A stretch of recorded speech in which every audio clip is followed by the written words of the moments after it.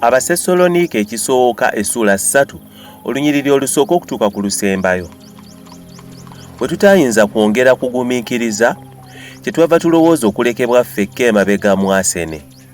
Era ne tutuma Timoseewo muganda waffe era omuweereza wa Katonda mu njiri ya Kristo, okubanyweza n'okubagumya mu kukkiriza kwammwe.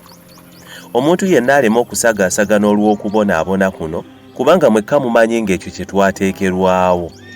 Kubanga mazima bwe twali gye muli, twababuulira olubereberye nga tugenda okubonaabona. Era bwe kyali bwe kiti era nga bwe mumanyi. Olw'ensonga eno, bwe saayinza kugumiikiriza nate, kyennava ntuma ndyoke mmanye okukkiriza kwammwe bwe kuli, ng'atya mpozzi omukemi oyo yabakema okufuba kwammwe ne kuba okw'obwereere. Naye Timoseewo kaakano bwe yajja gye tuli ng'ava gye muli, n'atuleetera ebigambo ebirungi eby'okukkiriza n'okwagala kwammwe, era nga mutujjukiranga bulijjo ennaku zonna, nga mutulumirwa okutulaba, era nga ffe bwe tubalumirwa nammwe.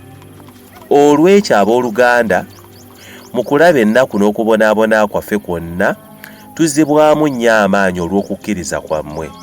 Kubanga kaakano tuli balamu, mmwe bwe muyimirira nga muli banywevu mu Mukama waffe.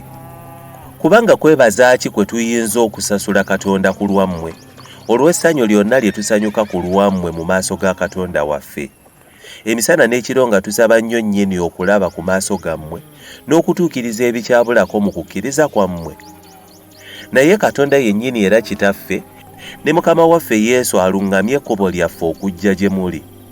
Nammwe Mukama waffe abongerengako era abasukkirizenga okwagalana mwekka na mwekka, n'okwagalanga abantu bonna, era nga naffe bwe tubaagala mmwe. Alyoke anywezenga emitima gyammwe nga tegiriko kyakunenyezebwa mu butukuvu, mu maaso ga Katonda waffe era Kitaffe, mu kujja kwa Mukama waffe Yesu Kristo wamu n'abatukuvu be bonna.